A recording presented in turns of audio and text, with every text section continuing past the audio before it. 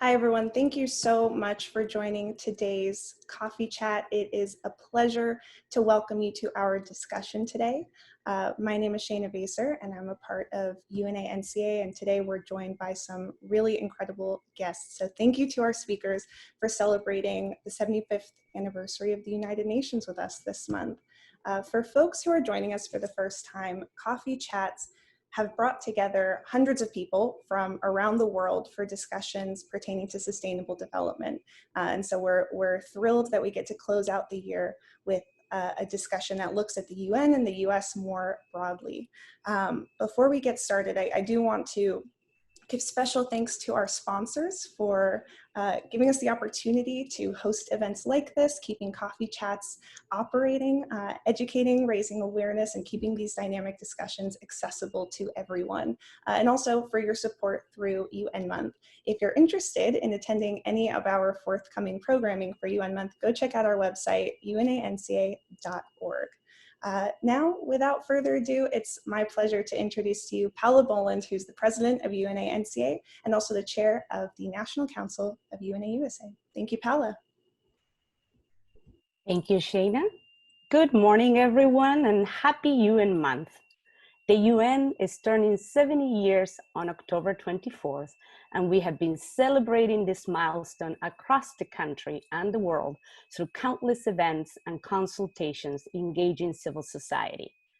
The increased global challenges we face are a reminder of the critical role played by the UN and its agencies and how our efforts of educating and mobilizing Americans for a strong partnership between the US and the UN are essential as we work toward building a more sustainable world, a more sustainable future, the future we want. It is now my honor to introduce my congressman and fellow attorney, Congressman Jamie Raskin, who is the US representative for Maryland 8th Congressional District. Before entering Congress, Representative Raskin was a professor of constitutional law for more than a quarter century at American University, Washington College of Law, and has published several books and dozens of scholarly articles and essays. Congressman Raskin is currently serving his second term on the Judiciary, House Oversight, and House Administration Committees. He also serves on the Rules Committee and is an elected member of the House Democratic Leadership Team. He also serves on the new Select Subcommittee on the Coronavirus Crisis. Prior to his time in Congress, Representative Raskin was a three-term state senator in Maryland, where he served as Senate Majority Whip. He earned a reputation for building coalitions in Annapolis to deliver a series of landmark legislative accomplishments, including marriage equality, abolition of the death penalty, strong equal pay for equal work legislation, among many others. Congressman Raskin, thank you so very much for joining today's coffee chat session on the future we want. We are very grateful for your time and your support of the UN and the UN Association.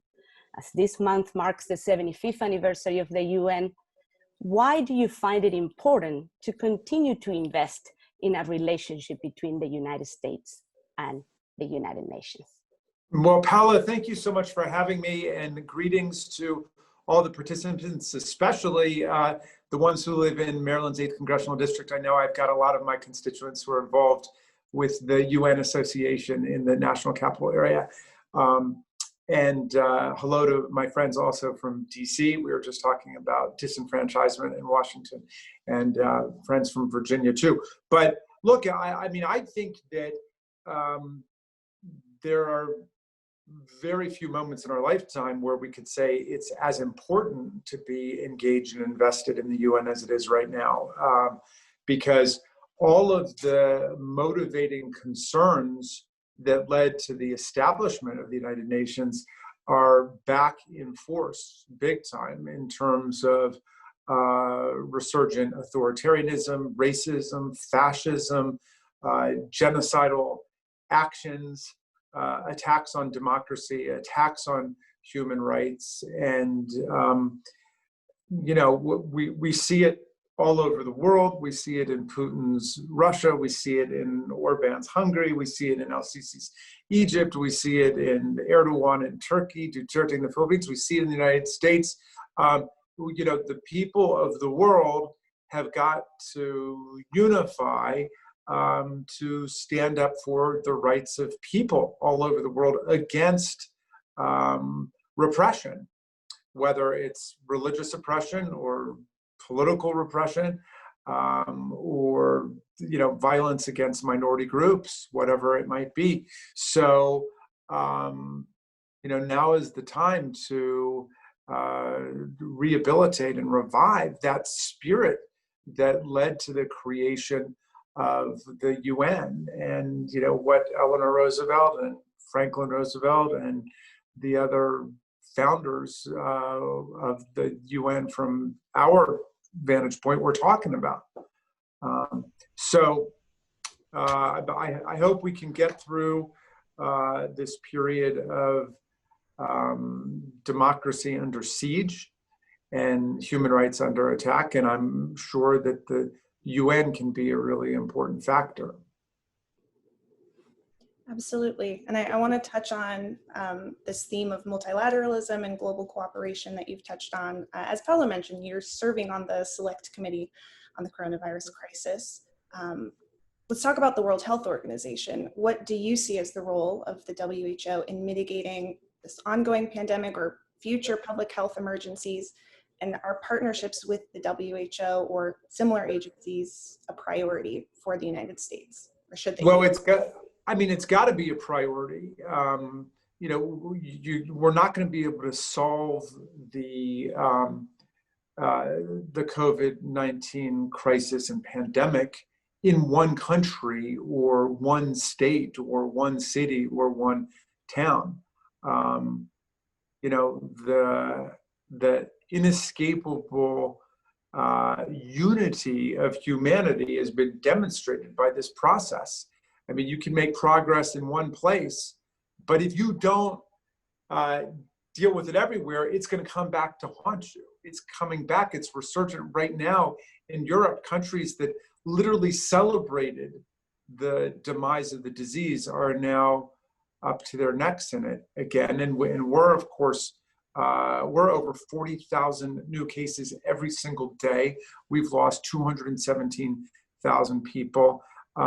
So, the attack on the World Health Organization is part of the general attack on international organizations and diplomacy and multilateralism, and it's part of the attack on science, and it's part of the attack on facts and Enlightenment thinking. And to me, the UN is an Enlightenment institution. It comes out of those great social movements that tried to break away from medieval forms of thinking and theocracy and monarchy and plutocracy, all of the things we were fighting against in our revolution, in the French Revolution, also come back in the UN as an attempt for humanity to break away from the war system and to break away from authoritarian nationalism.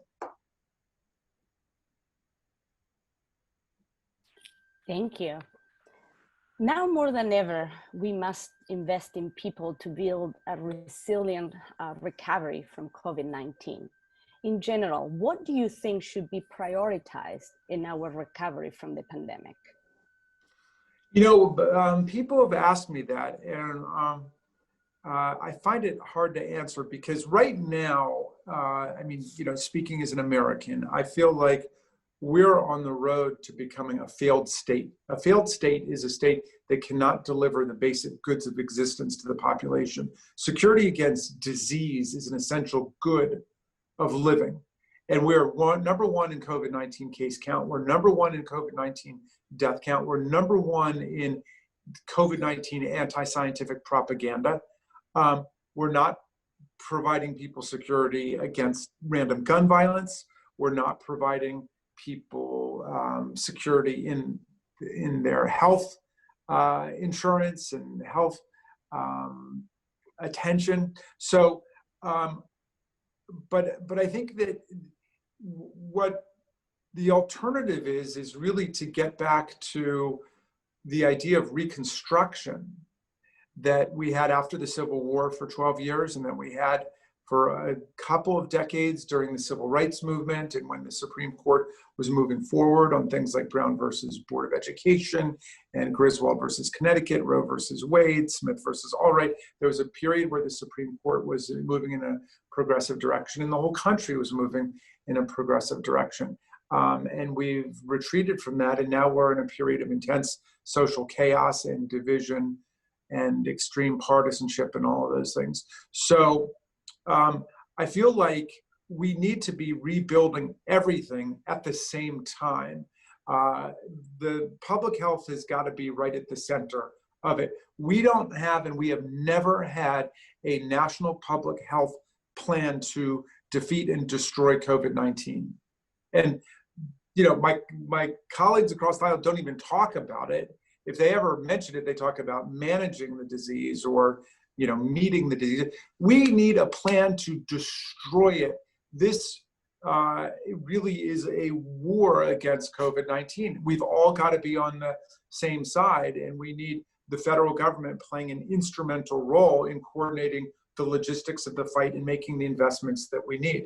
Otherwise, what is going to happen, either consciously or unconsciously, is what we see right now, which is the administration and its top officials, including the president, embracing the idea of herd immunity instead of that being a scientific description of a particular state, that becoming the strategy for dealing with it. In other words, let the disease wash over the population.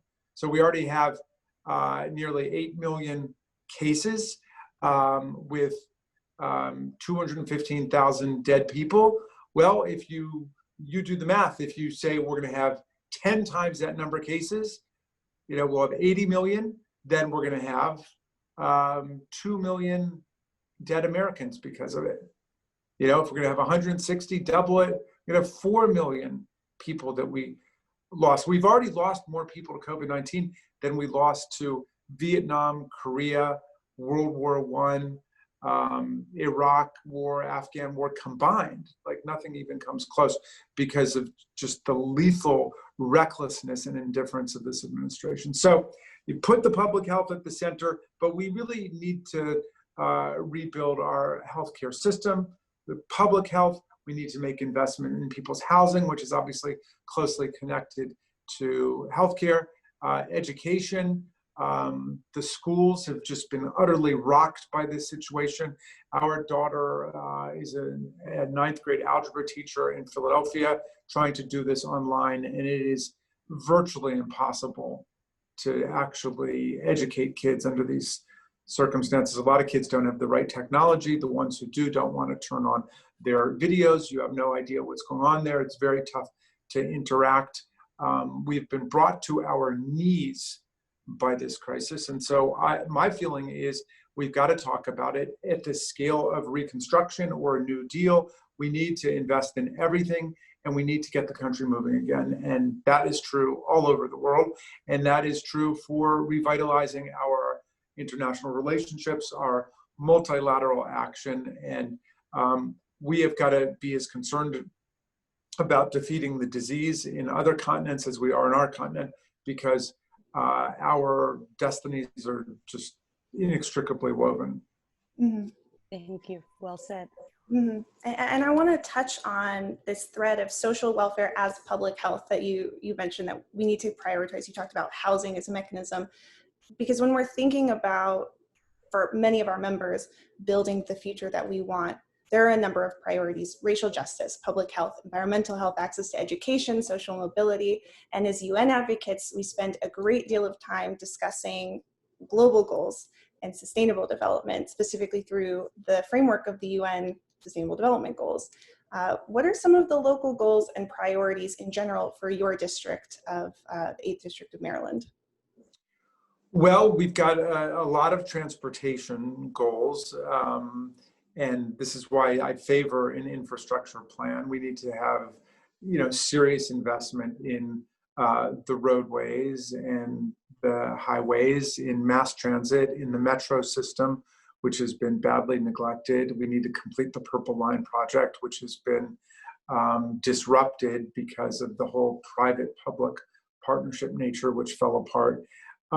So that's something that we're working on, that we've got to get done. We have, you know, the reason that I've been fighting so hard for the HEROES Act, which we passed now 5 months ago, is because the needs are overwhelming in the middle of this crisis. We've got spreading hunger. We've got a lot of hungry people out there. So we've got to invest in the food systems and in community kitchens and shelters. We have lots of unemployed people who are desperate for a paycheck for their families, and so we need to fill that up. And we have said we've been fighting for 5 months to have the successor to the CARES Act, and we've gotten just ridiculous statements from McConnell, the Senate, the president. It's a blue state disease, let the states go bankrupt, et cetera. All of that turns out to be nonsense, as the disease has swept from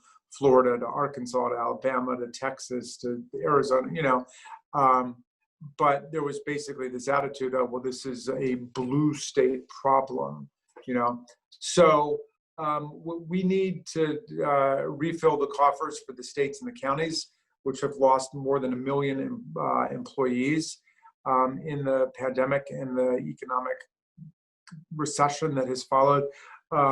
We need to invest in the unemployment benefits, in the PPP funding for small businesses, all of that to get people through. And it's also extremely important to the people of my district that we reinvest in all of the environmental goals that have been waylaid by this administration. I mean, they pulled the plug on the Paris Climate Accord. We went from being an international leader for climate change action to an international environmental outlaw and rogue state. And the administration has continued to wage war on Clean Air Act, Clean Water Act regulations, and to try to reinvest in the dying hulk of the carbon industry, which is now a terrible drain on humanity. We need to break from the carbon system. 4.5 million acres of California lost in wildfire, record drought, record flooding all over the country. The glaciers are disappearing. The walruses are dying off. The polar bears are drowning. The signs of environmental collapse are everywhere that we turn. And then we've got a president who tweets out that climate change is a hoax perpetrated on Americans by the Chinese. When it's the president who's the hoax perpetrated on the Americans by the Russians, that's the real situation we got. So, my district is just a microcosm of the rest of the country. We need to invest in everything. We need to rebuild everything. And I am fortunate to represent lots of people who are key actors in developing the policies that we're going to need to get the country moving again. Thank you. That is hopeful for us all. UN Sustainable Development Goal 16 emphasizes the value of access to justice and strong institutions as a means of building inclusive societies. In your view, Congressman, what is the key to building inclusivity and equity within the United States? Well, that's a great question, and I guess I give you two answers to it. One key, of course, is to invest in the legal infrastructure that insists upon equal protection of the laws, equal enforcement of the laws. I'm proud that the House of Representatives acted very quickly after George Floyd's obscene murder and several other killings of African-American citizens like that, to pass the George Floyd Justice and Policing Act, which includes ban on racial, ethnic, religious profiling, requirement of use of body cameras, dashboard cameras, abolition of a number of corrupt judicial doctrines like qualified immunity, which give basic immunity and impunity to governmental officials who violate people's rights based on race, a nationwide database of dirty cops who have been fired from the force or disciplined so they don't, get fired in New Jersey on Friday and end up, on Monday working in Houston, Texas, So it's a very powerful set of changes that we legislated. Many are things that we fought for a long time, but we had this moment. So I think the legal side, building the legal infrastructure of rights of the people is essential. But I've always felt that in American history, because we have a special albatross, a special weight bearing down on people, which is racism and violent white supremacy, we need active social movements to get us out and to keep people's minds focused on the goal. And so Black Lives Matter has played a really important role. And I'm thrilled about the young generation, which my kids are in, which really takes these issues seriously. And they understand that you've got to have an active campaign against racist structures and racist ways of doing business. And,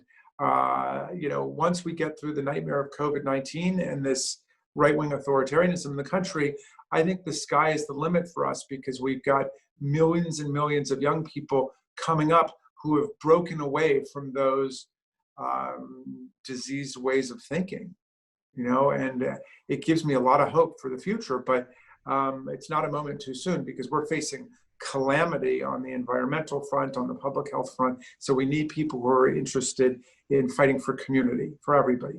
I like that.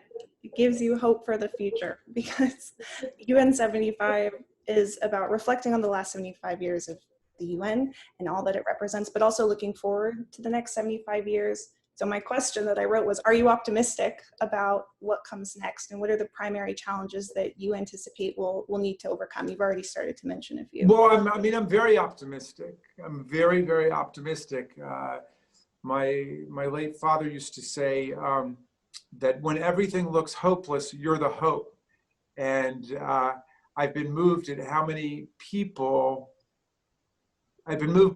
people have taken it upon themselves to get us through this nightmare. And a lot of people have risen to the occasion, and we're going to come through this thing a lot stronger and a lot more resilient than ever we were before. And it's sort of like when I was in college, I learned about how democracies are kind of slow to rise in the face of fascism and authoritarianism. But once they get their mind settled on it, then they're going to be invincible, because they're fighting for themselves and their families and their people. And that was the history in World War II, before the founding of the UN, that the democratic peoples of the world were slow to rise against Hitler and Mussolini and Franco. But when they did, they were resolved to win, And I think that's where we are now. There are a lot of people who were leading their lives, and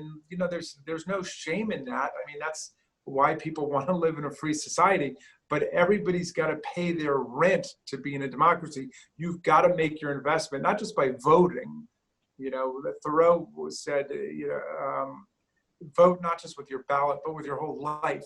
You've got to make democratic commitment part of who you are and what you do, in addition to your family and your vocation and your schooling and so on. So we're going to get through this thing a lot stronger. And people who want to give license to violent white nationalism and racism and all of the putrid things that were rejected in the 20th century, that the UN was organized to stop. The people who sided with that, they've identified themselves. We know exactly who they are.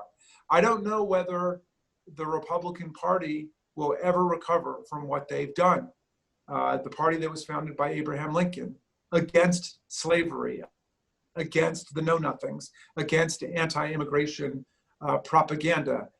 And I take no joy in that. It's not my party, obviously. My party has had its own struggles. We were the party of the Dixiecrats and the segregationists, and we had to get through that by taking them on and by siding with the Civil Rights Movement and getting behind the Civil Rights Act of '64 and the Voting Rights Act of '65. What will the Republican Party do to take stock of what has become of them and how they've given strength to the most primitive impulses in the country and help to unleash racist forces and activate every fanatic in America? It's really terrifying. Well, I think the majority is moving in a completely different direction, reconnecting with the best movements of the 20th century, like the United Nations, like anti-racism and fascism, the women's movement and the civil rights movement, the LGBTQ movement, the environmental movement, the labor movement. These are the civilizing movements of our time. And I never had any doubt that we were going to win in the end. We're seeing massive voter turnout all over the country right now. And people understand that it's, not just America we're fighting for. We're fighting for democracy and human rights all over the world. And in a certain sense, we're fighting for civilization. I had a conversation with one of my colleagues, a former colleague named Trey Gowdy from South Carolina, and he said to me, and he was on his way out of Congress, he said, Raskin, you're not a bad guy, but the problem with you is you're a liberal. And I said, you know what, you're damn right I'm a liberal. The heart of the word liberal is liberty. And if we're not for liberty, what are we for? And I'm a progressive because the heart of that word is progress. And if we're not making progress, what are we doing in politics? But I really stuck it to him. I said, you know what? These days, my favorite thing to call myself is a conservative because I want to conserve the land, the air, the water, the Constitution, the Bill of Rights, international law, our treaties, our friendships with foreign countries.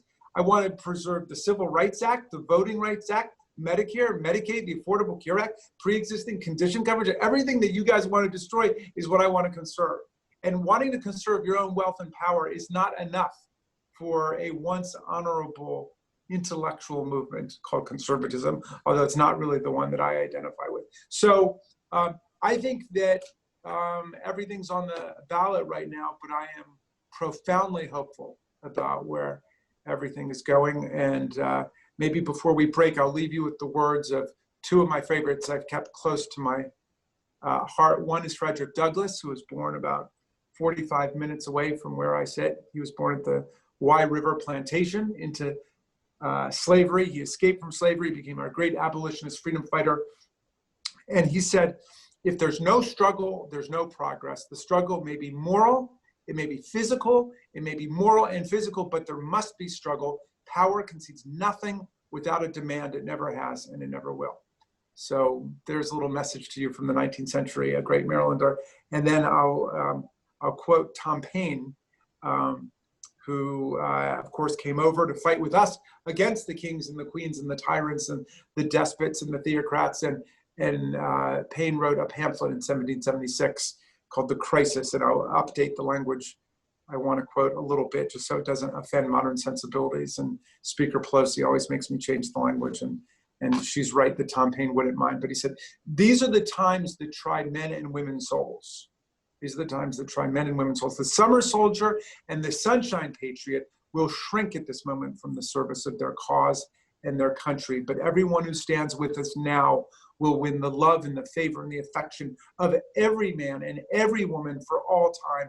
Tyranny, like hell, is not easily conquered, but we have this saving consolation. The more difficult the struggle, the more glorious in the end is our victory. So I think that victory is going to be ours. And I thank you all for what you're doing, for keeping us together, keeping us focused on the UN and what international organizations can do to provide democracy, development, and human rights. So thank you, Shayna. Thank you, Paula. Thanks to all of you, all the distinguished ambassadors. Thank you so much. What an inspirational time with you. As always, you got us all fired up. And you reminded us about the wonderful resilience on the part of us as human beings. Through all these struggles, we're coming together to build a better future, a better world. Thank you, Congressman. We're really honored to have you with us. And you're welcome to stay for the panel that is going to follow Thank you so much. I would love to, forgive me, I just have a whole day full of Zoomers, so I got to go to the next one. But thank you so much. For thank you. us. It was Bye-bye. a pleasure. Bye. Thank you, Congressman. Paula, I don't know about you, but I feel Totally fire up. Reinvigorated and ready to go. Yes. And ready to move along with our conversation, because thankfully it does not end here today.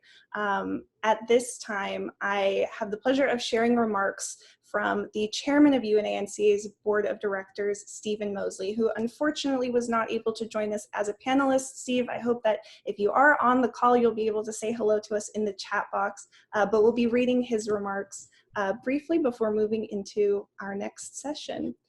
So thank you to Representative Raskin for your unwavering support of human rights, our constitutional values, and for the right and fight for justice for all. You represent the long tradition of global and local leadership in this seat and in the 8th District of Maryland, and bipartisan support. Steve also mentions one of his predecessors is Connie Morella, who's an active member of UNA-NCA's Advisory Council, and in between their roles in Congress in that seat was now, excuse me, Senator Chris Van Hollen. We also sincerely want to thank the 15 sponsors, excuse me,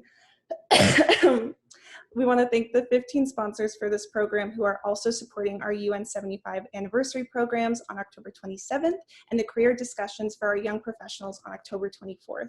UNA-NCA is primarily supported by such individuals and organizations all year long, and we hope that more of you in our audience will join us as additional sponsors for these UN 75 programs throughout October and for our Human Rights Awards event on December 10th. So please, this week and next, contact any of us to become a sponsor, either Steve, Paula, myself, or Tim Barner, who also serves on our board. Shortly, we'll have an excellent panel of distinguished ambassadors from our board and advisory council to talk about UN leadership and programs to build the strong and peaceful future that we want. As backdrop to this program, many of you probably have read the recent September 16th declaration on the commemoration of the 75th anniversary of the UN, which is well worth the read, to reflect on the progress made for global collaboration since the founding of the UN at the end of World War II. Foremost is the attention to the promotion and protection of human and equal rights for all, including the equal rights of women and men, and to be fully inclusive of people from all backgrounds, race and creed, and the right to self-determination. In the face of COVID-19, we've come to see that every aspect of people's equality depends not only on their political freedoms and justice, but also the access to the full range of human needs, including healthcare at every age, nutrition and food, a clean and healthy environment, shelter, and the opportunity for full employment, including training and education for all, as well as youth and children's basic education. The protection of our planet is a key emphasis going forward, and that there can be no one left behind, including placing women and girls at the center. While the UN has been central with its country members to prevent any reoccurrence of another world war in these 75 years, the numbers of individual country conflicts and the growth of non-state actors in terrorism has steadily risen to displace now over 100 million people. To stop this carnage requires the growing investment in the UN agencies for building and keeping peace in cooperation with the NGO and civil society organizations, which the UN increasingly recognizes as essential partners. That investment must also include the global cooperation to accomplish all of the Sustainable Development Goals in this decade of action from today to the year 2030. It means that we must build back with greater resilience in the aftermath of COVID-19. UNA-NCA remains committed to increasing the partnership of our national government and the administration and Congress for long-term cooperation and multilateral support and partnership for all of the UN agencies. Recently, too many of these important UN agencies have been left out or cut back by the US, including UNESCO, UNRWA, the Human Rights Council, and now the World Health Organization. The role, funding, and presence of the US in every aspect of the UN has been an essential element of the UN's progress for 75 years and must be strengthened now for its successful future, for our future together. Thank you, Steve, for those remarks. Thank you all for joining us. It's a pleasure to see folks from all around the world. I've seen Afghanistan and all across the country, Netherlands. So thank you. It's now my pleasure to introduce to you Gayatri Patel, who serves UNA-NCA's board as Vice Chair for Advocacy and who in her regular professional role is Director of Advocacy for CARE, where she spearheads advocacy for gender equality. She's also previously served in the State Department's Bureau for Population, Refugees, and Migration. Gayatri, thank you for joining us. look forward to hearing more from you and our incredible panel.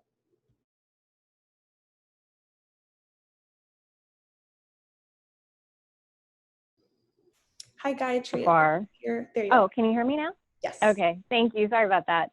I was just saying I am incredibly inspired by the remarks that we've heard so far, and I'm incredibly grateful to the panel that we have assembled here today with their wealth of experience and knowledge and background.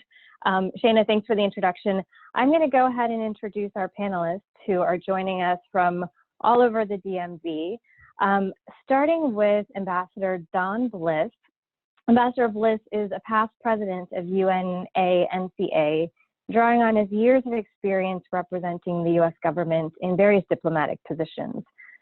From 2006 to 2009, he served in Montreal as U.S. ambassador to the International Civil Aviation Organization, and was the U.S. permanent representative on that council. Prior to this work, he spent much of his career as an attorney with an international law firm, following several positions with the U.S. government with the Department of Transportation, Health, and with USAID. And he is a former Peace Corps volunteer and a current board member of the Council of American Ambassadors. So welcome, Ambassador Bliss. Next, we have Ambassador Stephen McGann. Ambassador McGann is the founder of the Stevenson Group, which is an international consultancy and global security strategy firm that provides counsel to clients on the defense and security sector. Formerly, he was a senior foreign service officer with the rank of minister counselor, and Ambassador McGann has held several influential positions, including serving as the U.S. ambassador to the republics of Fiji, Nauru, Kiribati, and the Kingdom of Tonga and Tuvalu. Ambassador McGann was posted twice to the U.S. mission to the UN in New York and has engaged with various UN agencies. And he previously served as the Deputy Commandant and International Affairs Advisor at the National Defense University. Next, we have Ambassador Sarah Mendelson, who is the Distinguished Service Professor of Public Policy at Carnegie Mellon University and currently head of CMU's Heinz College here in DC. She previously served as the U.S. representative to the UN's Economic and Social Council, ECOSOC, where she led the U.S.'s engagement on international development, human rights, and humanitarian affairs. Prior to her appointment, she served as Deputy Assistant Administrator at USAID, where she led the agency's work on democracy, human rights, and governance. Ambassador Mendelson spent over a decade as a senior advisor and the inaugural director of the Human Rights Initiative at the Center for Strategic International Studies, and was a senior fellow in CSIS's Russia and Eurasia program. She is a member of the Council of Foreign Relations and serves on the editorial board of International Security. And then finally, we have Ambassador Susan D. Page. Ambassador Page has served in several diplomatic positions representing the United States, including as the U.S. Ambassador to the Republic of South Sudan and the acting permanent representative to the African Union and the UN Economic Commission for Africa. Among her numerous positions in international affairs, Ambassador Page was special representative to the UN Secretary General to Haiti and the Secretary General's special advisor on the rule of law. She also served as the legal and political advisor to the Horn of Africa's Intergovernmental Authority on Development, Secretariat for Peace in Sudan, where she co-drafted essential elements of the 2005 Comprehensive Peace Agreement for Sudan. In addition, she was director of the Rule of Law and Corrections Advisory Unit of the UN Mission in Sudan and senior legal expert in Rwanda and Sudan for the United Nations Development Program. She's currently faculty at the University of Michigan, where she teaches courses on international diplomacy with the School of Public Policy as well as the law school. And she's a member of numerous professional and voluntary bodies, such as the American Academy of Diplomacy and the Association of Black Ambassadors. So welcome, everybody. Thank you so much for joining us. As you can tell from that 5-minute round of introductions, we have such incredibly accomplished and experienced panelists with us today, so thank you for joining us. I wanted to start off with a question to all of you. Each of you has experience with various dimensions of UN work: international security, human rights, rule of law, sustainable development. These are all some of the world's greatest challenges when the UN was formed 75 years ago, and yet still remain concerns now despite having evolved in nature over time. In your view, how has the UN adapted to those challenges over the past 75 years? And what are our lessons learned for the next 75 years? What have we learned, and what do we need to take forward? So maybe I can start off with Ambassador Page, if you wouldn't mind starting us off with your thoughts on this. Sure, thank you very much. And thank you very much to UNA-NCA for inviting me and the rest of us to this panel discussion and coffee chat. Well, let me just start by saying, the founding of the United Nations with the Charter 75 years ago really flowed from the League of Nations, which the United States actually never was formally a part of, despite having done a lot to try to develop it and write it. But the UN has proved its longevity by the fact that it has changed from what essentially started out as a great power carving up of the world, really helping to continue empire and colonialism.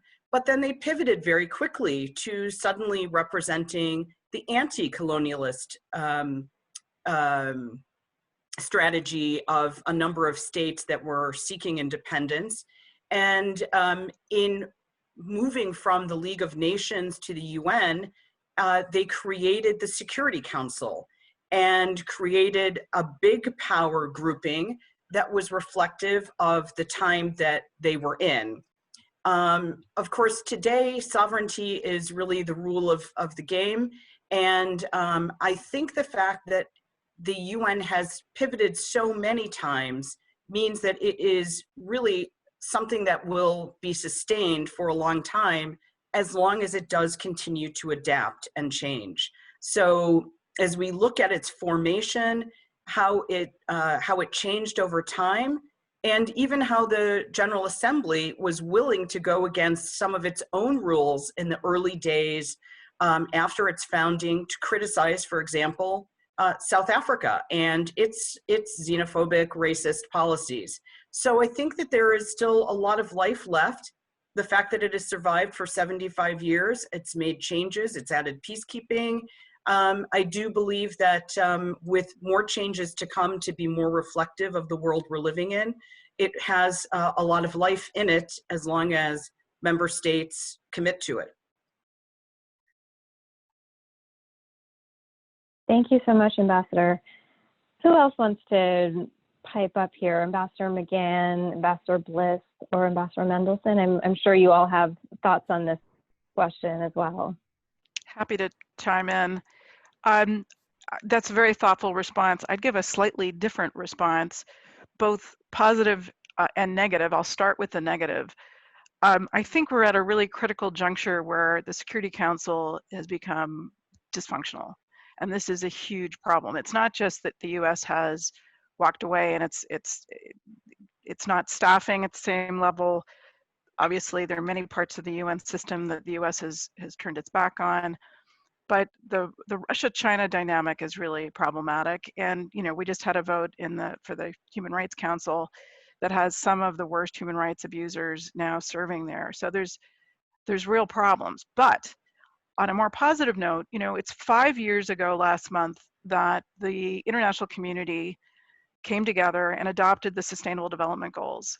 This is a framework that is built for this particular moment in time.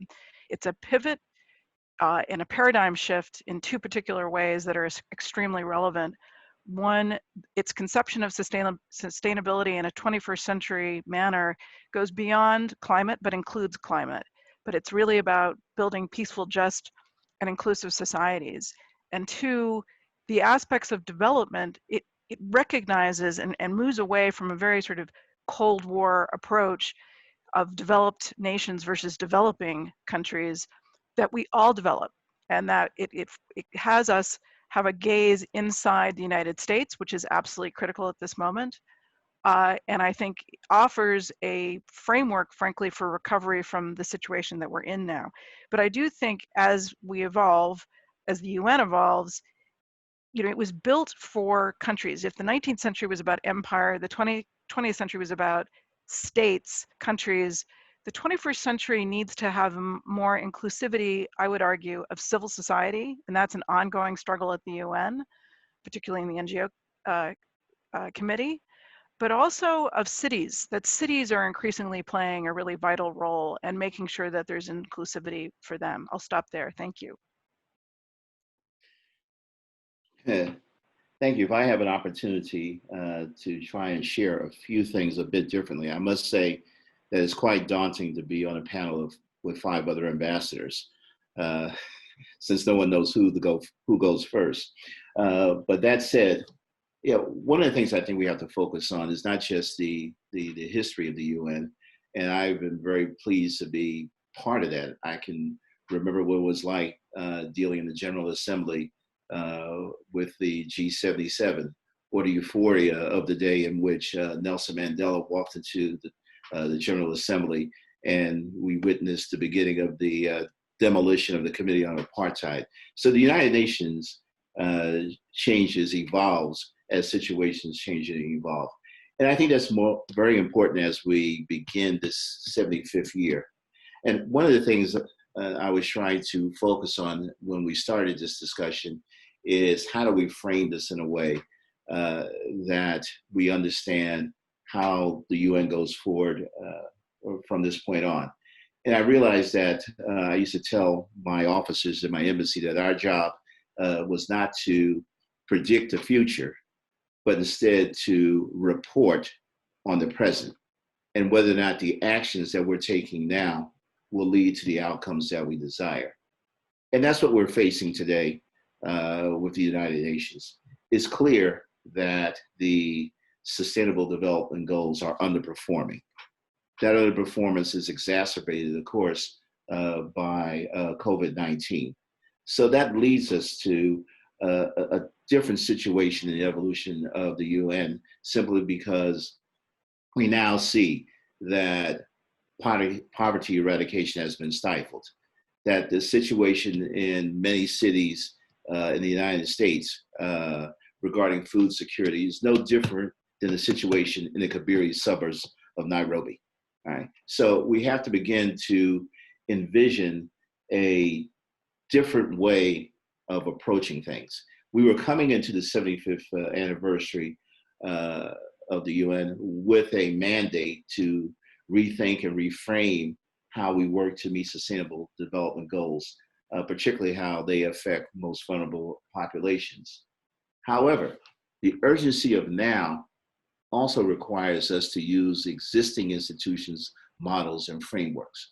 So as we go forward, the challenge to evolution is how do we strengthen the UN to meet the current goals, but at the same time, make sure that it adapts for the future.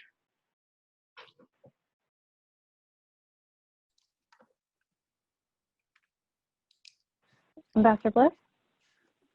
Well, I'm listening to my fellow ambassadors. There's not much left to say, but a wonderful introduction to the topic. You know, I think when the Allied victors of World War II met in San Francisco, they had a somewhat different concept of the United Nations than it has evolved to be in this century. And peace and security was utmost in their minds, and preventing another world war. And in that sense, I suppose we can all be grateful they've been successful. But I don't think anybody envisioned the extent to which the reach of the United Nations into humanitarian assistance, to dealing with refugees, some 80 million forcibly displaced people around the world. It's as an advocate for human rights, even the rights of women, the rights of LGBT and so forth. Economic development and as implemented through the unanimous approval by the General Assembly of the 17 goals for sustainable development, the development of specialized agencies dealing in health and education and aviation and food security, and in most recent years, the involvement of civil society and the private sector in trying to achieve its goals, it's not simply, it's we the people, the charter starts. It's not simply the sovereign states getting together, but it's engaging the non-state actors as well in the work that needs to be done. But we're only at the beginning of this process, really, and of course, COVID-19 has set us back substantially. I mean, it's tragic in the sense that the enthusiasm that greeted the unanimous approval of the 17 goals, and yet we go through each of these goals and see, for example, the elimination of poverty between the years of 1990 to 2015, about 1% of the population in extreme poverty was reduced, 1% a year, and then it slowed a little bit to 0.5% between 2015 and 2017. Now it's rising, and it may be rising dramatically. 150 million or more people may be added to the rolls of extreme poverty, defined as $1.90 a day. And then we go to food security. Well, thank God that the World Food Program has received the Nobel Prize. Isn't that just wonderful as an affiliated organization of the United Nations and the wonderful work they're doing? But pre-COVID, they had 35 million people to feed. Now they may, by the end of this year, have 130 million people to feed. And there's no, the money isn't there to do it. So, and then you go to issues like health. Most certainly in this pandemic, the ability of our healthcare system to function, even in this country, adequately has been an enormous challenge. And education now, remote education, how difficult that is. We all experience that in our own lives here in the United States. And you can go on and on through the 17 goals. But for example, reducing inequality. Well, the Wall Street Journal the other day said that the richest Americans in net worth has increased 34% since March. And yet there are millions of people who are unemployed and in this country and around the world. So income equality is exacerbating rather than being reduced, as the global goals would have us do. And then, of course, in goal number 16, we see the rise of authoritarianism and populism around the world in different countries. And this seems directly counter, as the Congressman stated so well, to where the UN would see us going. So it's a very difficult and challenging time for the United Nations. And clearly the United Nations, which has grown sort of topsy-turvy and is a bit fragmented in its approach to things, I think they're beginning to get the act together, but they've got a long way to go.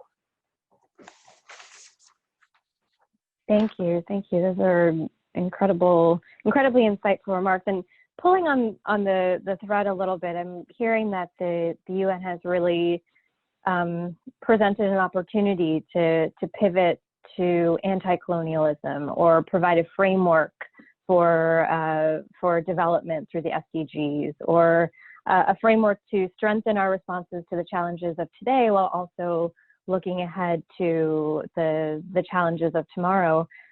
What is it that we want to achieve by 2045 when the UN is 100 years old? We have 25 years to go.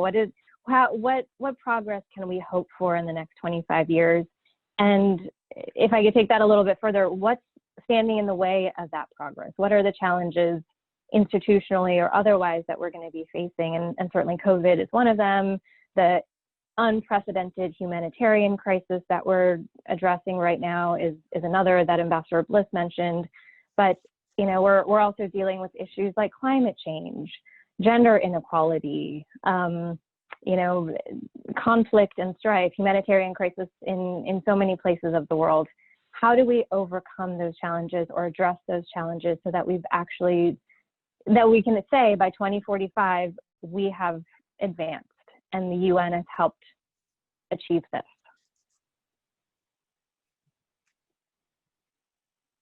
I'm going to start off, if I could, with Ambassador Mendelson. Sure. Part of the answer lies in what happens over the next decade, right? If we are in the decade of action able to really deliver on the SDGs, then the proof point will be made, even if we don't achieve all of the 17 goals, which I think we can all agree that we're in pretty desperate shape, but that this framework is super relevant for right now. My guess is there will be a follow-on to the SDGs between 2030 and 2045, but in part it's going to depend on what happens over the next decade.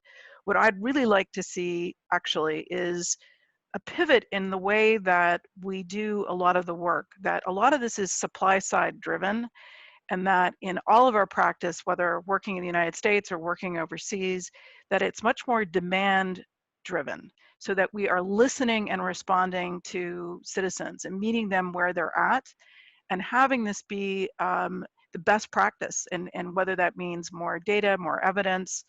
But legal frameworks are incredibly important. I've worked in human rights for a very long time, but the pressing socioeconomic issues that people are facing every day, we need to lash that up. Our obstacles are lack of awareness. I mean, most people don't know that the SDGs exist. We have a couple champions. We have champions inside the United States. My colleagues in Pittsburgh, colleagues in LA, a few other places, colleagues in DC at the Brookings Institution, but we need to really be able to communicate in a way that pumps this up.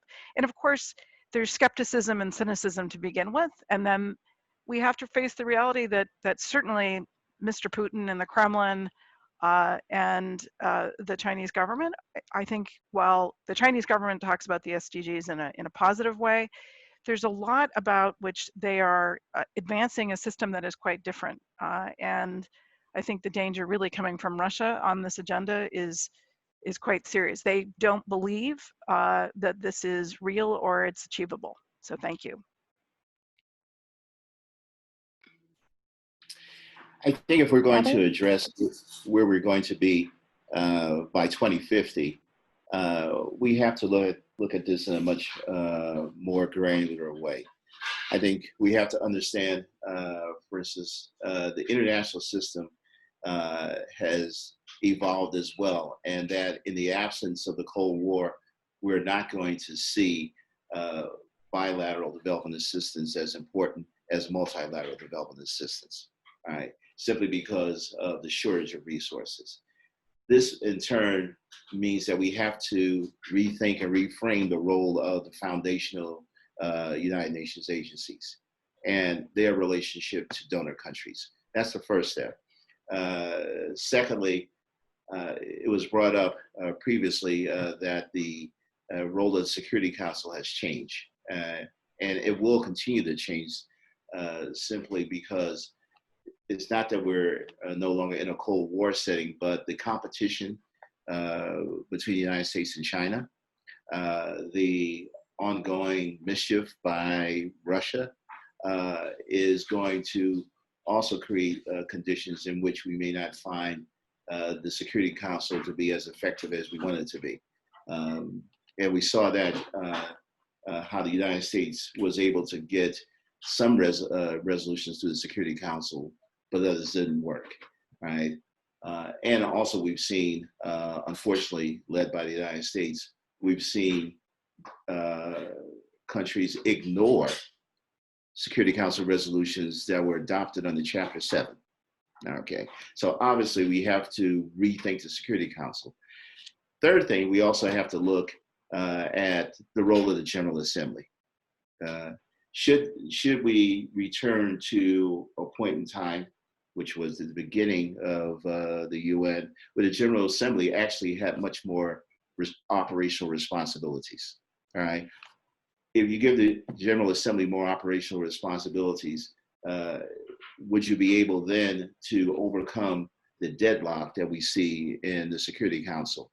And remember, the benign attempt to increase Security Council membership foundered, right? And it foundered for the same reasons why the General Assembly is impotent. So we have to rethink both of the relationships between member states and the Security Council and the General Assembly. Should we do things, for instance, as strengthen the work of the Economic and Social Council, right? These are practical things that we have to look at if in fact we're talking about a 25-year window or so to change the United Nations? I would add, I think all of these comments are excellent, and we all have a slightly different vantage point perhaps, but one of the things that I would like to recall is that the UN writ large is facing the same kind of upheavals internally as many nation states are enduring as well. And so we also need to help the United Nations, which is a member state organization. We need to help these individual member states. And I don't mean that we have some privilege because we're Americans or anything like that, but member states also have to get away from this notion that international means Western or European, which is exactly how it was founded. And recognize that this is a body of people from all nations who are member states. And there are challenges to what that means and to the acceptability even of people who come from these other regions. And the UN is struggling with internal racism and their rules and policies, and the people who are enforcing them also need to adapt and change. So just as in many parts of the world, including in the United States, we are fighting against racism, xenophobia, things like that, that's also a problem internally. So I agree that the SDGs give us a mechanism, but we also have to work with what we have. So how can we try to really insist on the changes we would like to see so that 25 years hence, 10 years hence even, we are in a better place so that those elected to the Human Rights Council are not the human rights abusers. But again, who decides? Who determines that? Because a number of countries would say, well, but what makes the United States think that they are not also human rights abusers, which we are obviously seeing in this moment of reckoning within the United States. So I agree that we need to look at some of these things, but we also have to take some of what we have and see how we can maybe start from, perhaps as Ambassador McGann just stated, maybe start with ECOSOC. We can't take on everything all at once, but perhaps prioritize a few of the bodies and go from there. And the last thing I would like to say is that I would like to note that at the General Assembly 2 weeks ago, 3 weeks ago now, I'm already getting lost in the timeline, the Indian Prime Minister, and it's not a bit about whether you believe or don't believe, but he once again called on changes to the Security Council so that India and some of the other nation states that are clearly powerful today would be included on the Security Council. So just to say that that discussion is not dead. Thank you. Well, picking up on some of the comments that have already been made, over the next 25 years, I hope over that horizon, we really do seriously address the Security Council, because it does reflect a world that no longer exists. Africa is not represented among the permanent members. Asia is grossly underrepresented. Latin America is not represented. Europe and the US are overrepresented. And we've seen in the inability to deal with major issues like Syria and Yemen and so forth, the inability of the current Security Council structure, which is really the only enforcement mechanism the UN has to deal with these issues. And so I think and the obstacle, of course, is nobody wants to give up power. Russia doesn't want to, US doesn't want to give up power. Russia doesn't want to give up power. China doesn't want to give up power. But we might even be thinking about a Security Council that consists of regional organizations that represent a region.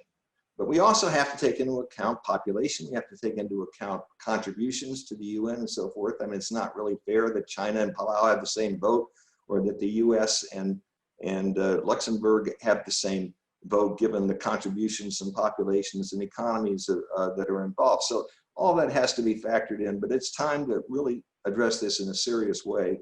And I don't think expanding it to 50 is going to be the answer. You need a workable majority.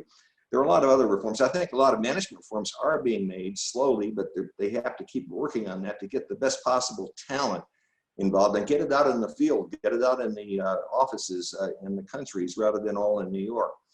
But I think the most important factor in the next 25 years will be restoring US leadership. I mean, my experience, which is more limited than many of my fellows who've spoken here today, US leadership makes all the difference in the world in an effective UN. Positive, constructive US leadership where you listen to the views of other countries and don't just dictate what you think the results should be. So as a first step, let's get back in WHO and let's be a leader there like we were when it was founded. Let's get back in UNESCO. Let's rejoin the Paris Climate Accord. Let's rejoin the Human Rights Council and work for real human rights. Let's get back into trade, multilateral trade deals and nuclear and limiting nuclear proliferation instead of getting out of those deals. Let's refund the UN Population Fund. Let's get back in the UN Relief and Works Agency and work with the Palestinians to bring about real peace in the Middle East. Let's get back in, if it's not the Iran deal, let's get it back in something like it, where we're working with other countries to control the proliferation of nuclear weapons. And let's stop threatening to defund organizations like the Universal Postal Union or the ICAO or and cutting humanitarian diplomatic assistance. I think US leadership is absolutely critical, and this will be, I think, a very important determinative factor of the relevance and importance of the UN in the coming 25 years. Thank you. That's a perfect segue to our next question, which is going to be about U.S. leadership. But before we move on, I wanted to ask a quick follow-up. From several of you, you've mentioned the kind of westernization of the UN system and the internal racism that we see, and just some of the structures and power imbalances that are inherent in the system. And earlier, we heard from Ambassador Bliss this idea that civil society needs to be more involved in UN processes and procedures. How do you see in the coming years civil society being more involved in the actual structures of the UN? And do you think that this is a good solution or a good avenue to addressing some of those power imbalances and internal racism within the system? Having served on the NGO committee, I can tell you that it's not just Russia, China, Iran that wants to keep NGOs out of the UN system. And some democracies would send experts from capital to block NGO accreditation.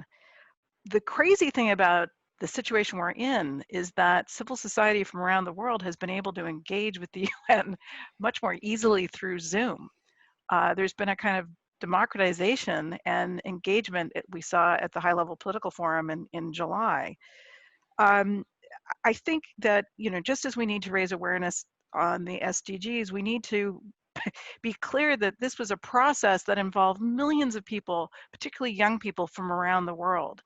That we got SDG 16 not because the US was pushing for it, and I say this is the person who was the interagency lead for what became SDG 16, but because ambassadors from around the world who emerged from countries that had come from war said this needs to be part of the agenda, right? So I think that creative ideas about making sure that this is understood as universal, applying everywhere, and that everybody has a stake in it are going to be critical, and that we need to create more fora and easier ways for civil society to be engaging.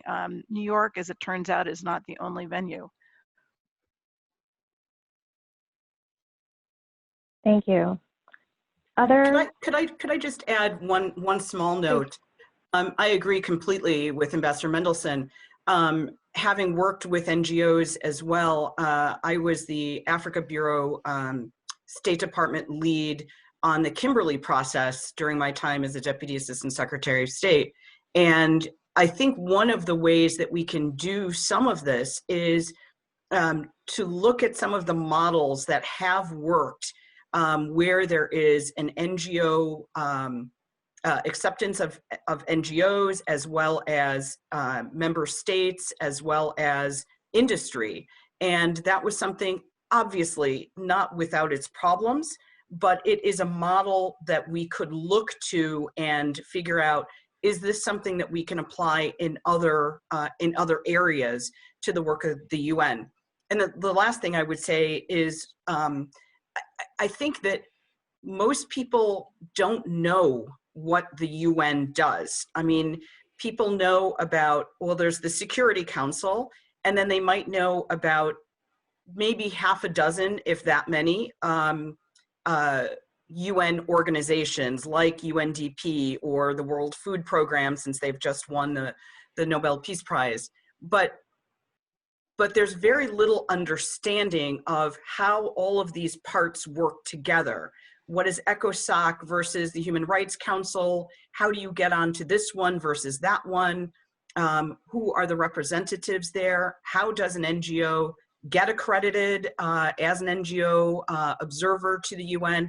So I hope that that's also something that we will continue to do with UNA-NCA and other supportive entities of the United Nations. Thank you. Thank you.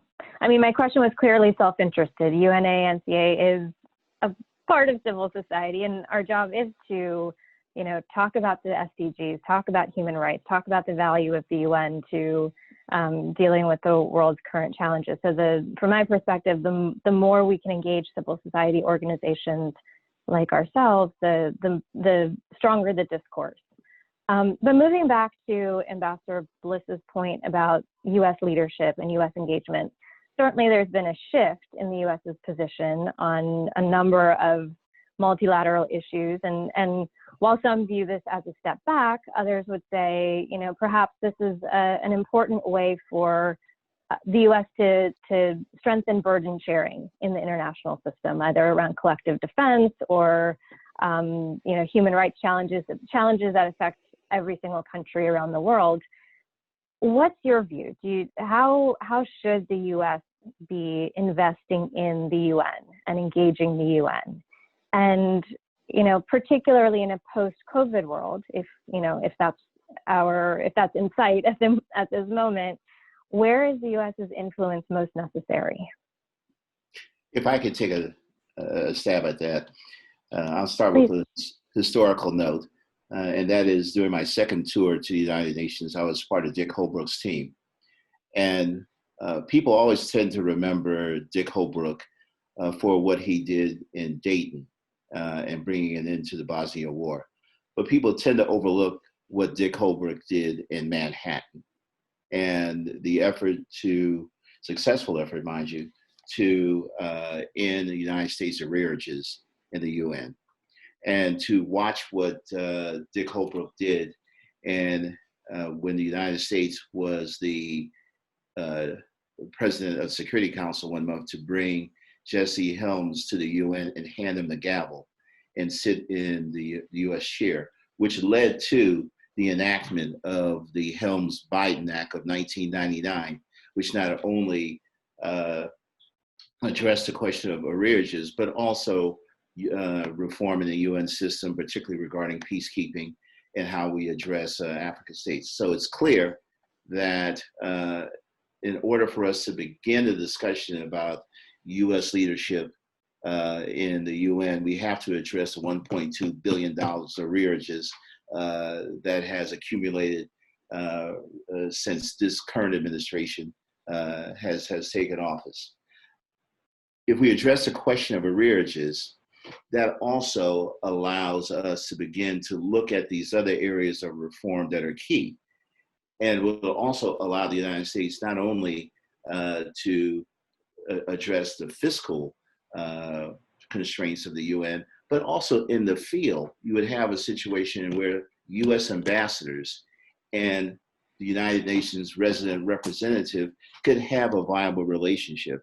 and identifying where additionality and resources could be addressed, so that we can now look at how we use not only multilateral organizations, but also how to use parallel funding to address common interests and projects. So it begins with U.S. leadership, but it begins again with addressing the question of arrearages. Thank you. Absolutely true. Others? Picking up on some of those comments, it seems to me that in terms of the U.S. leadership, we have to prioritize. I certainly agree.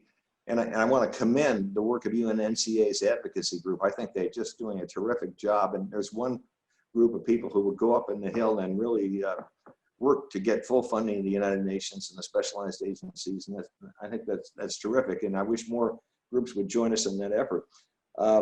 But we need to prioritize. I think one area, and UNA-NCA did a report a couple of years ago on peacekeeping and came up with about 26 recommendations that we'd strengthen UN peacekeeping. And I do think there is an opportunity for more burden sharing. I think the US pays we have a ceiling in Congress set of 25%, but we pay 28% theoretically. And I think that formula could be renegotiated. And we certainly need to upgrade the training and equipment. The US can provide the intelligence, the equipment, and so forth, but there are a lot of other countries that are willing to provide the people. And I'd much rather have a lower cost of trying to maintain the peace in these conflict areas than having US troops on the ground like in Afghanistan, where they don't seem ever to be able to lead. So, strengthening UN peacekeeping, sharing the burden more with other countries, I think is critical. And perhaps looking for partnerships with the private sector, that's something that is tricky, but we know, given the US deficit and how much we've added to the US deficit in this administration, there's not going to be a lot of money available to address these issues. And I agree, addressing them unilaterally is going to be even more difficult. So I think we have to prioritize, and maybe we can find ways to engage the private sector, because in many respects, a good trade arrangement with a developing country is worth a lot more than simply providing aid, which has its limits in economic impact. Can I make just a few quick points? I think there tends to be a way in which member states prioritize the Security Council, and we've talked about this a bit. I think the US could really play a helpful role in making clear the General Assembly and ECOSOC are also extremely important. I loved my job as US Ambassador to ECOSOC, but I oftentimes felt like some colleagues in the mission thought of ECOSOC as sort of somehow secondary. And when you're in a global pandemic, there's nothing that lays more clear that economic and social issues are absolutely fundamental. And frankly, they're fundamental to national security. So that would be important. The other thing is that the Secretary General's job is so much harder when the US is essentially AWOL, if they've taken their ball and walked off the playing field. So for the sake of the entire Secretariat, we need to have good, strong engagement. And just to second Ambassador Page's point about those arrangements that have NGOs at the table, the Open Government Partnership, which was launched in 2011 at the UN, is coming up on its 10th anniversary next year. That's the kind of voluntary multi-stakeholder organization that I think the UN can help support and engage with. Thanks. Thanks. Any last words from you, Ambassador Page, before we wrap up? Sorry, I think one last thing to add is that when UN people are in the field, whatever their nationality and mandate, one of the things that is often not done is translating the SDGs into the actual work of the UN agencies collectively to work together. And when I was in Haiti, I tried to take this as a real mandate to look at, okay, it was a justice support mission. So SDG 16 is critical. And how can we make sure we get all of the UN agencies, the UN country team together and prioritize the specifics, not just the grand ideas that, you know, we want justice to prevail or the right to a speedy trial, but okay, how are we going to take that and put them into specific and measurable objectives? I think if we can do more of that, obviously not every country has a peacekeeping mission. It doesn't need to be about a peacekeeping mission. It needs to be, there needs to be the actual continuum between what either the Security Council or the mandate of the UN agencies in that country is to the specific development goals. So I think those are some of the ways that we can try to achieve what is there and have the country with all of its various representatives be part of that. Thank you. Thank you. I don't want to wrap us up because this has been such a fantastic conversation, but we are running short on time. So I just want to close out by saying thank you to all of our ambassadors. It was fantastic to hear your voices, to hear your perspectives, to get the benefit of your experiences from so many different perspectives. So thank you for joining us and for giving us your thoughts. I'm going to turn it over to Steve Mosley, who is now able to join us. But just, again, warm thank you to everyone and really appreciate you joining us here today. Steve, can I pass it over to you? Thank you, Gayatri. Actually, I've had the good news for myself that I've actually been on the program since 11:30. It's just not possible once you miss the Zoom lineup to get back into it because you're all Zooming and you don't know whether I'm there or not. But just let me say it's been a pleasure listening to and watching and being stimulated by the conversations from the opening words from Paula and Shayna, and of course, my congressman too, Mr. Raskin. I think I'm the luckiest guy in the world. I live in a society where we've had a Republican leader. That's why I mentioned in my opening comments that Connie Morella was Republican, and she became the most bipartisan representative, in fact, chaired a commission of former congressional leaders on a bipartisan basis. And of course, she went to the OECD when she left being a congressman. If only we could repeat that kind of nonpartisanship and collaboration, then we'd be in a much better position, not just having a different president, perhaps, I can't be political here, but on the other hand, having the opportunity for cross collaboration.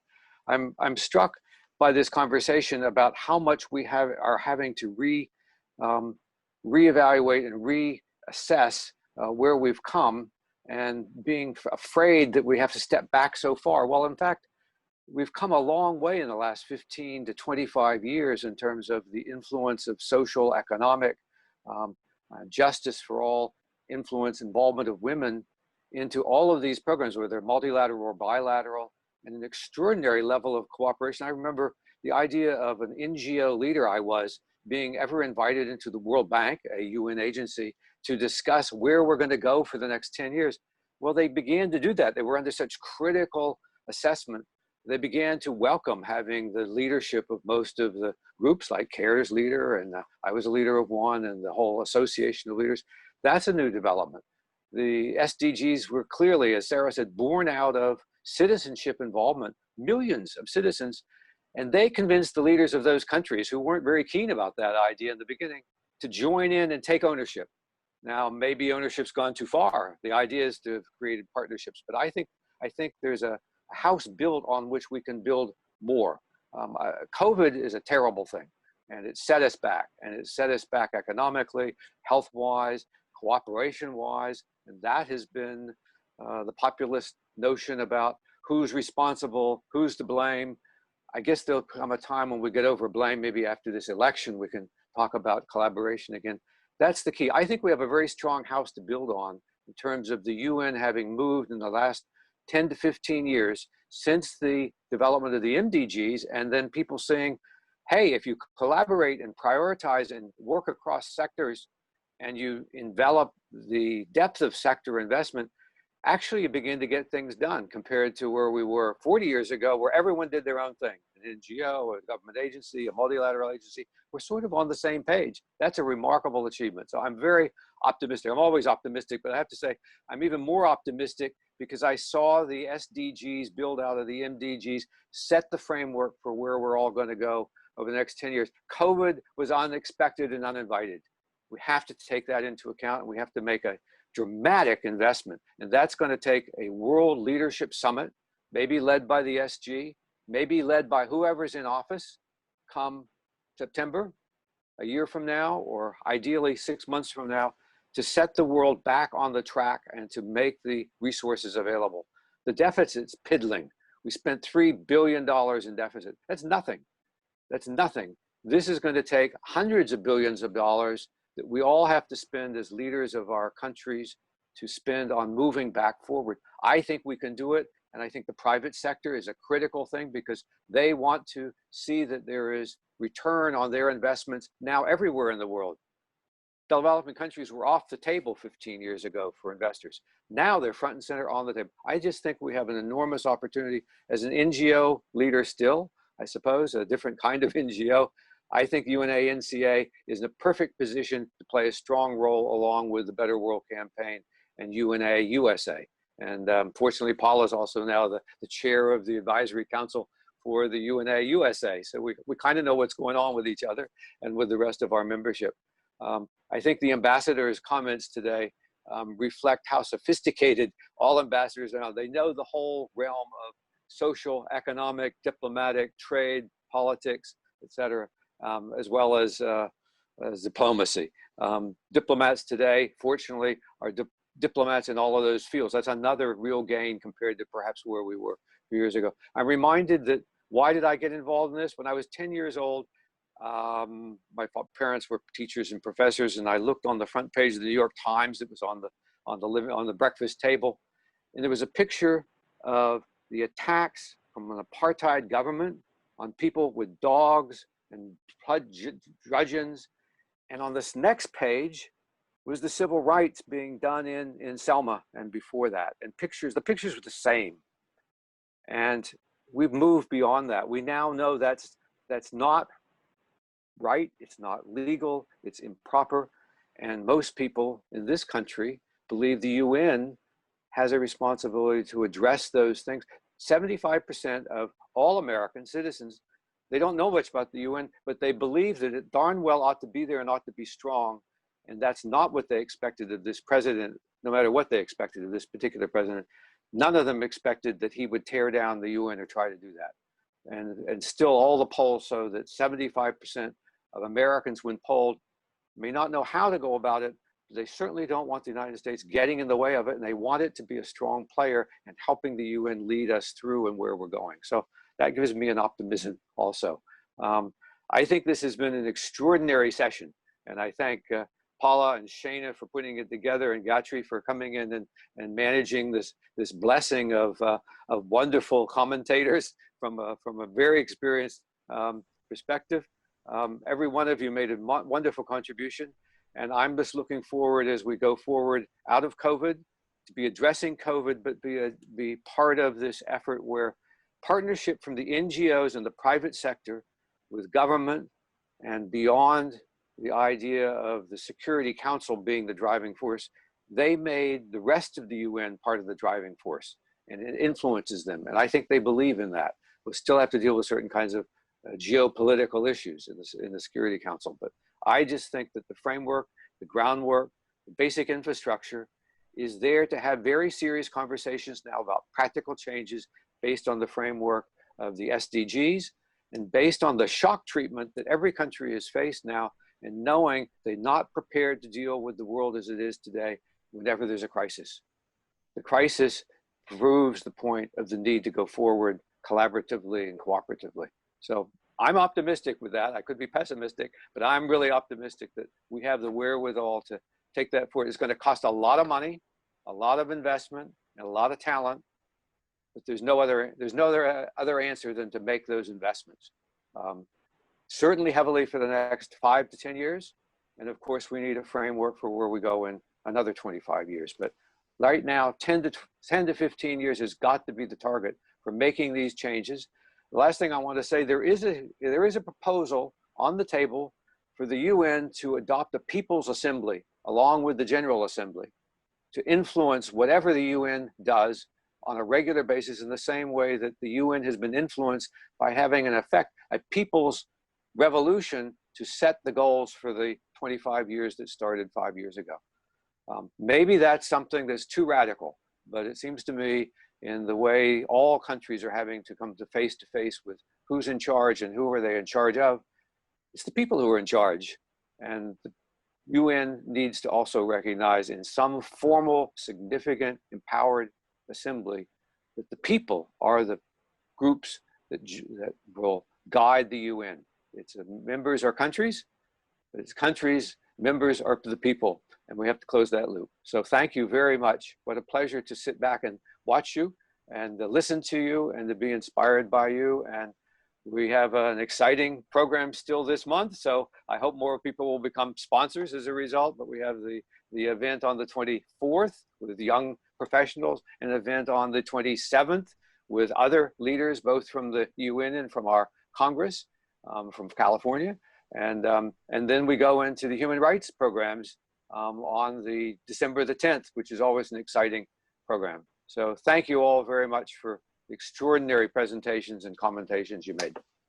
Steve, I'm thrilled we were able to hear from you, and want to, on behalf of our advocacy team and all of us here, thank you for your leadership, for your support of this program and all others. It truly wouldn't be possible without you. So very grateful that we were able to hopefully spotlight that for others as we draw today's program to a close. I also want to give very special thanks to Gayatri and to Paula for your incredible expertise and critical insights that you've provided today, as well as our ambassadors Paige, McGann, Bliss, and Mendelson. It has been a pleasure for me to hear from you, and I hope we have the opportunity to hear more from you moving forward as we enter this next period of history. It's a very critical time that we're in right now. I also want to thank the entire advocacy team who made this possible, especially Shivani Gupta and Sharmina Sori for helping make sure that our Zoom ran as smoothly as possible today. And as Steve mentioned, there are many opportunities to get involved, to keep learning, and to keep chatting as we move forward, both in UN month and beyond. So stay in touch with us, be on the lookout for our policy memo on free and fair elections, how we're protecting and promoting voting rights in the UN and at the US, which will be coming to registrants this afternoon. Thank you all again so much for your time, your participation. It's been a genuine pleasure. Thank you all so much. Today, I'm on my way now to drop my ballot in the special drop box. I just got them, thank goodness. I filled it out. I'm sure we're all doing that, and I'm sure it's going to work. So it's a time to bring all this together. Thank you. Getting out the vote is the most important thing you can do right now. Thank you, everyone. This was Thank very, you. Thank you, very everyone. inspiring. All have a good one. Stay safe as well. Thank you. Touch.